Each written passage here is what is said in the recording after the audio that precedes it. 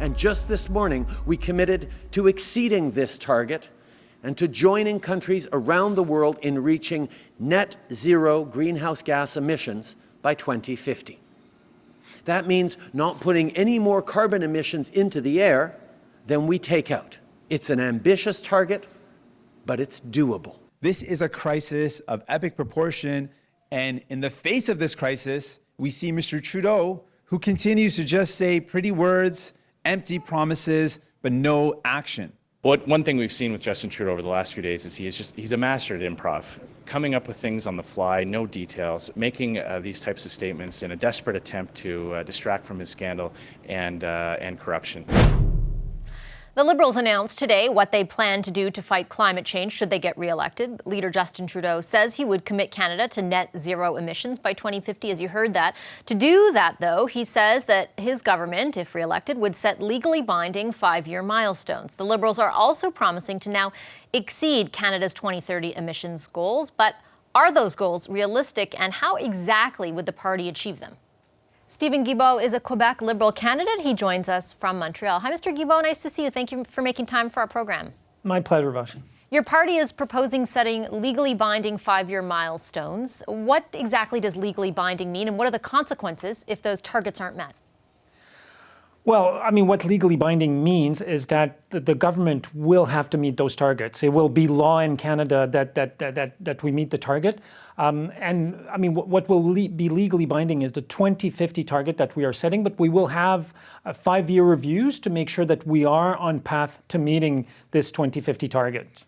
I asked, though, what the consequences are, because I understand legally binding. I guess I just wonder if then that legal obligation is not met, what are the consequences?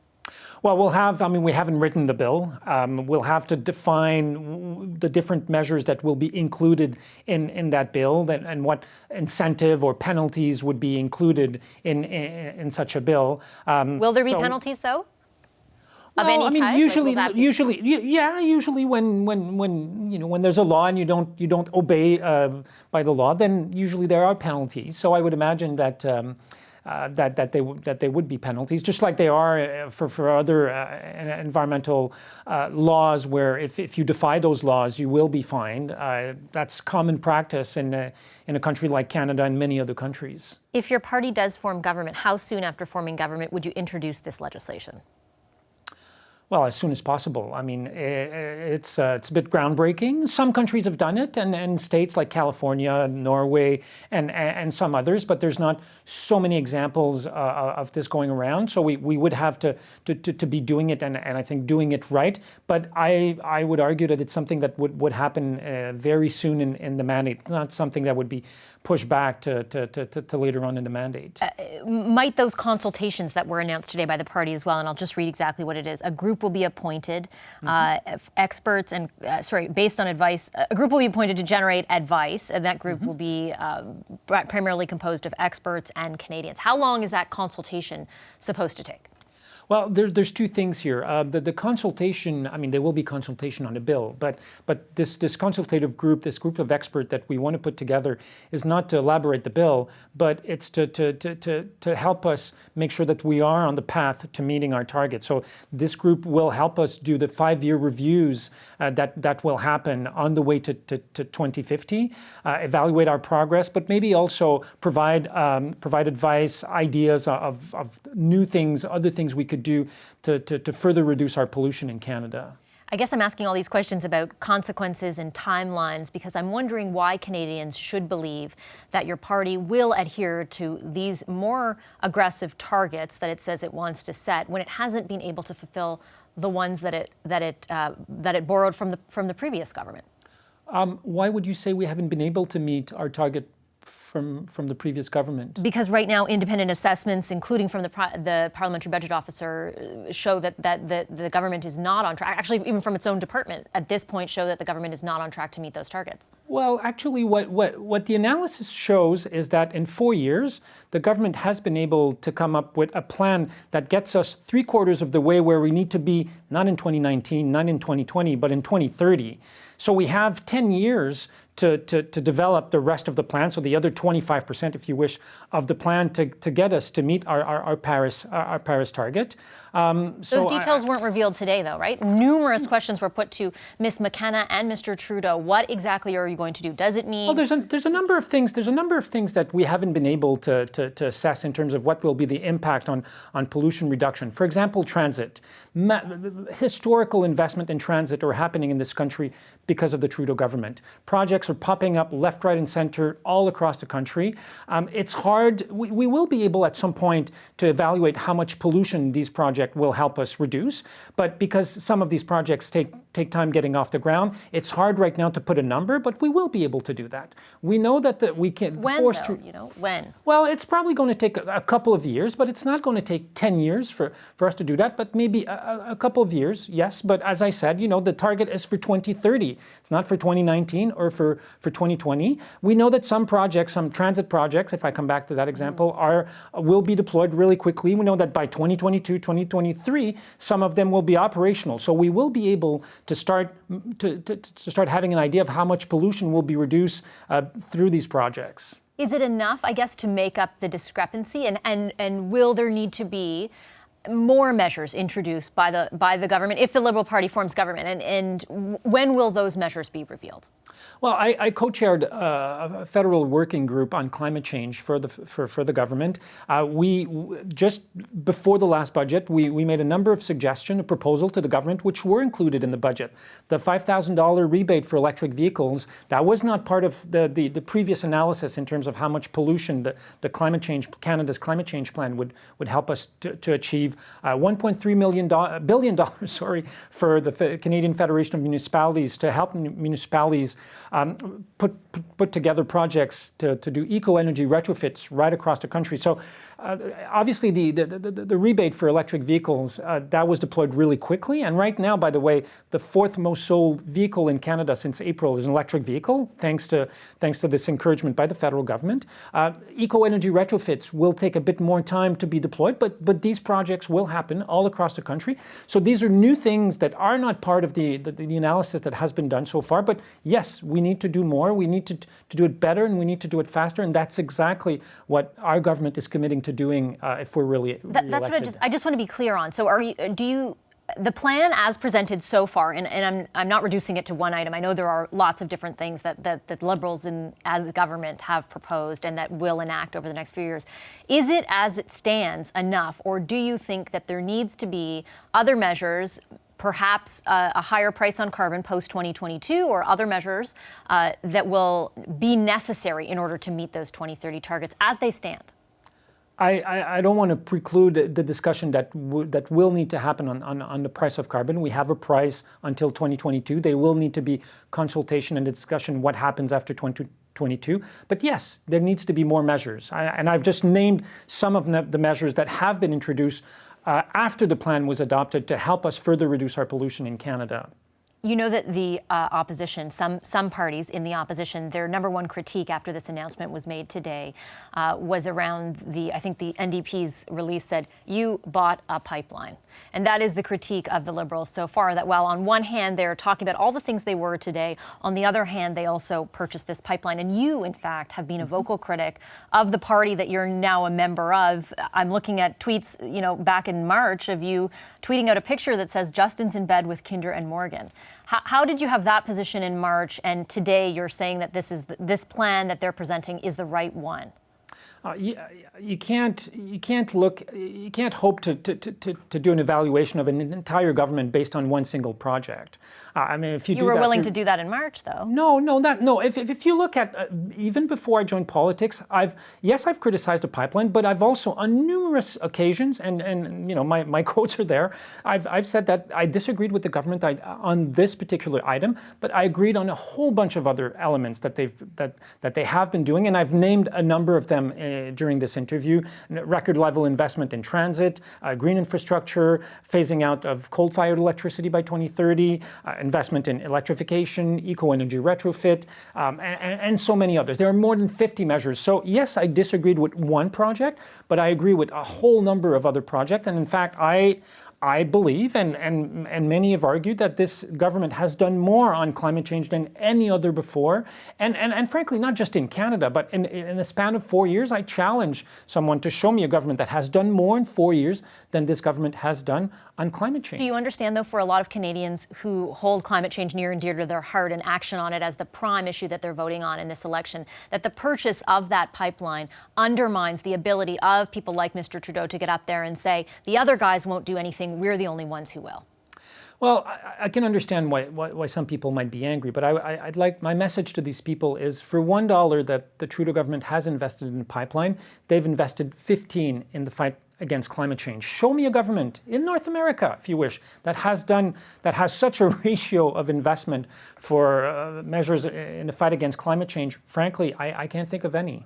Okay, I'll leave it there. Thank you, Mr. Guilbeault. Pleasure to have you on. Appreciate your time today. Thank you very much. Quebec Liberal candidate Stephen Guilbeault.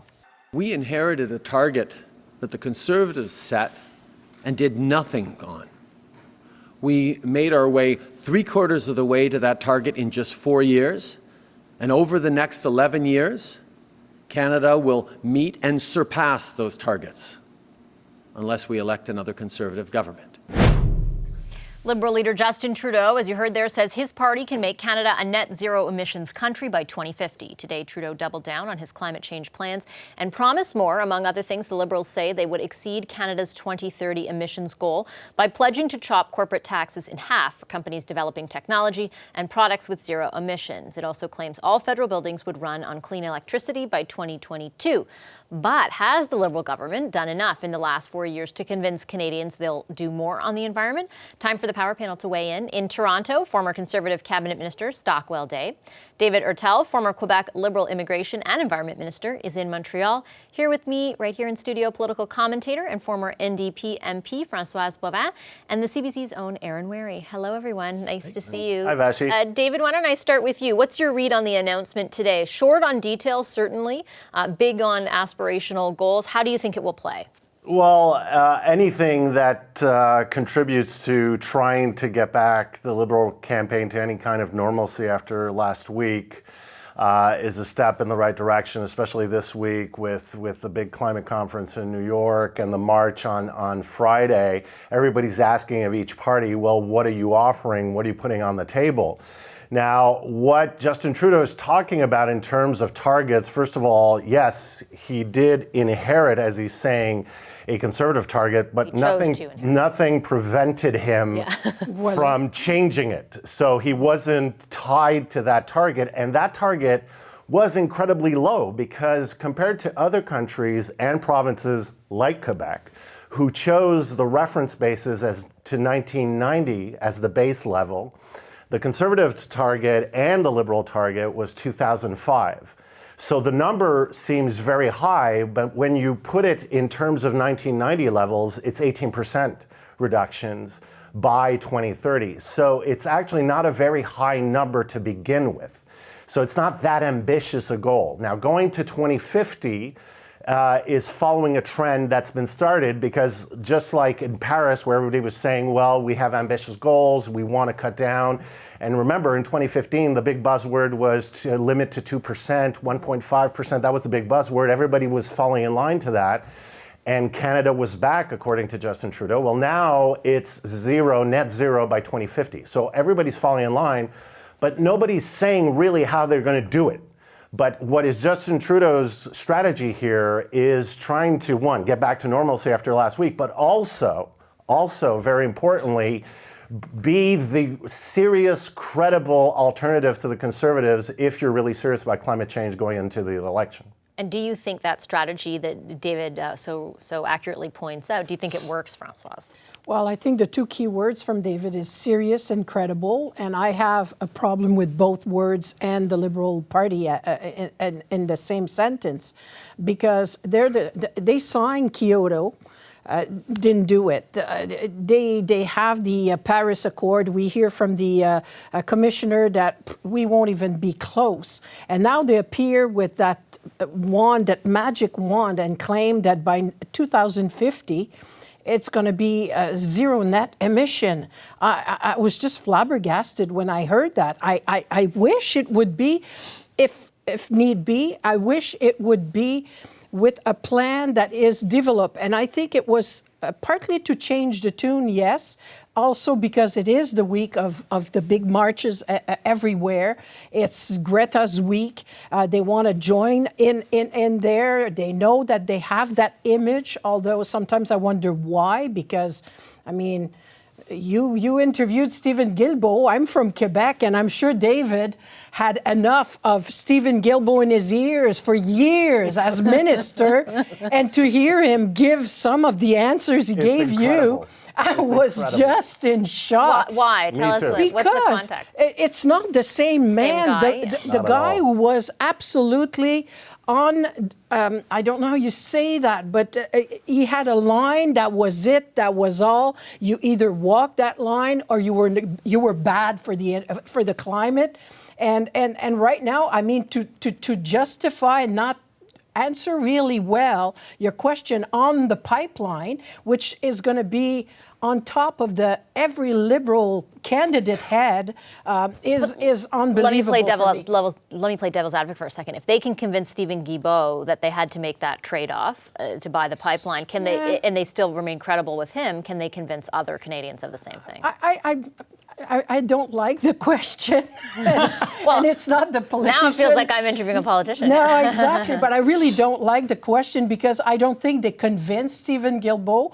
I don't think he's that naive, I'll use that word, that's polite, to think that they would do certain things and change certain things. He's smart enough that if he wanted something, he would have had it in writing beforehand. If you enter some party and they come to see you and get you as their image for climate change specialist, if you're credible, you come with a list of épicerie, we say in French, and I don't think he did that. I think he wanted to go in politics, and that's why for me, credibility, he's lacking a bit. I lost a bit of my, let's say, admiration I used to have for the guy who was so convinced and convinced me sometimes, and now I wonder if he was right to try to convince, but anyway. Stock, what do you think? Do you think that the more aggressive nature of the targets and the kind of top line stuff, and as I said at the beginning, there weren't a lot of details, but the top line goals, does that kind of up the pressure on the Conservatives to be more aggressive in their own targets? It ups the pressure, but I think the Conservatives should resist it. And I agree with David that when you've had an incredible meltdown, as the blackface issue was last week, and it's never seen anything like it on a prime minister in Canadian history. You know, we thought the 4 women leaving his caucus and saying they can't work with the man, we thought that was the worst it would ever get. But this got even worse. So I think some of what he's doing, including avoiding the monk debates, not even showing up to debate, are all as a result of that. So now to take off some of that focus to so-called up these goals, and especially in the light, Vashi, of what was put out by the head of the General Secretary of the World Meteorological Organization. That's the organization that leads climate change initiatives. The man's name is Petteri Talas. 2 weeks ago, he put out a report that said he was very concerned about climate extremists and alarmists, the 10-year or we're dead people. He said we've got a problem. He's been talking to the UN about that problem for 15 years. But the alarmists, and I'll quote his words as he ended his report, are destroying society. He also said, and they made note of this is the World Meteorological Organization, sent that report to 5,000 media outlets around the world. Hardly any published it. So my advice to Andrew Scheer would be to stay on the steady and methodical path of reduction that we're on, resist these things that are going to send gasoline prices. Are people ready to be paying 75 cents more per liter? That's like, if you're still on the old system, that's like over $3 a gallon. Heating fuel going through the roof. Added on to carbon tax, when, yes, we need to be looking at how we can deal with the situation, but in the light of what the lead climate organization person in the world says, the alarmist, and this alarmist approach is not something we should be doing, and that's something Andrew Scheer should be saying. Yeah, I'm unfamiliar with that report, so I can't be specific about it, but Aaron, at the same time, we're hearing a very different message from everyone at the UN this week, and at the same time, I even know from speaking with people in the Conservatives that their internal polling shows that after affordability, climate is the second most important issue, even to, and I mean, there are outside polls as well, but even for Conservative voters. So back to what the Liberals are proposing today, what do you think the strategy behind it is? I mean, I think at this point, the biggest difference, especially after today, after what the Liberals were promised in 2050, the biggest difference in policy is now between sort of the Conservatives on one side and everybody else on the other. And the Liberals have differentiated themselves from the Conservatives in terms of if you want to act on climate, if you really want to hit a 2030 goal, if you have any interest in hitting a 2030 goal, and it's a choice between us and the Conservatives, the Liberals are the choice. The problem is the Liberals then have on the other side the NDP and the Greens saying we'll go even further, we'll go faster, we'll cut steeper, we'll take more aggressive policies. And this moves the Liberals a little bit closer to the Greens and the NDP. The Liberals are going to get wrapped, as they did today, for not having detailed projections that show, okay, here's how you get to 2030, here's how you get to 2050. What saves them to a certain degree is that the Greens and the NDP haven't anteed up on that either and said, okay, here's what we're going to do, and here's exactly how it gets to our targets. You know, the NDP today said, well, we're going to set a goal of electrifying all public transit, which sounds interesting. It sounds like a step in the right direction, but they also haven't really anteed up those details. So there's a bit of an odd I feel like the Green Party setup. has put a lot of details out there. It's just the same questions of feasibility apply to them as well. There's sort of an odd, there's sort of two gaps here now where there's on the one hand, there's a debate between the Conservatives and everyone else, and now there's a debate between the Liberals, the NDP, and the Greens. And it's going to be interesting to see how much everybody sort of puts up over the next few weeks to sort of explain sort of the differences between those three parties. Hi, I'm Vashi Capellos, host of Power in Politics. See more of our show by subscribing to the CBC News channel or click the link for another video.